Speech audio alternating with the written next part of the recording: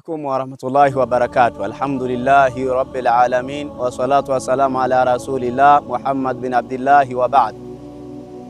Kuna swali limeulizwa. Kuna swali kijana mmoja ameuliza, anauliza, je, ni halali baada ya iftari ama baada ya kufuturu kula mirungi? Je, ni halali au ni ruksa kula mirungi baada ya kufuturu? Kwa majibu ni kwamba kwa mafundisho ya dini yetu ya Kiislamu, kwanza tuangalie mirungi ni nini. Mirungi ni majani ambayo ni kwamba hata ukimpa mbuzi hawezi kula. Mirungi yana faida gani, au mirungi ina faida gani katika mwili wa mwanadamu?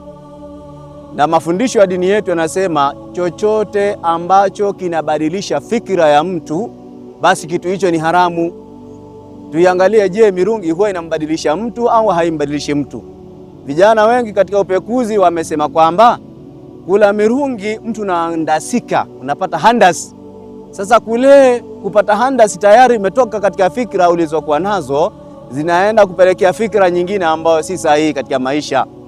Kwa maana nyingine, basi mirungi si halali, mirungi ni haramu. Kwa ujumla wake, iwe ni Ramadhani isiwe ni Ramadhani, mirungi tu ni haramu. Madhara ya mirungi, kwanza, mtu kila mirungi unapoteza nguvu za kiume.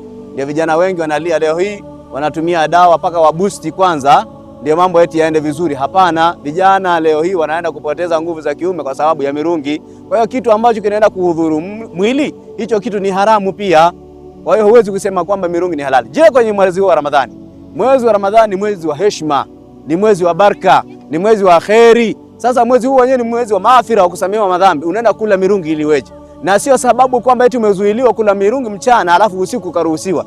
Chenye kuruhusiwa kula mchana bi maana na usiku vile vile ni haramu, isipokuwa mkeo tu wa halali. Mke wa halali kufanya naye tendo mchana ni haramu, lakini usiku ni ruksa. Kwa kijana, nimesema leo nalia na vijana tu. Vijana kusubiria eti mchana unaandaa mirungi yako nusu, robo au kilo iji ule usiku baada ya Ramadhani, baada ya kufuturu, hiyo ni haramu, haifai. Kwa hiyo kwa short ni kwamba mirungi haifai. Kwa haya machache naomba niseme asalamu alaykum warahmatullahi wabarakatuh.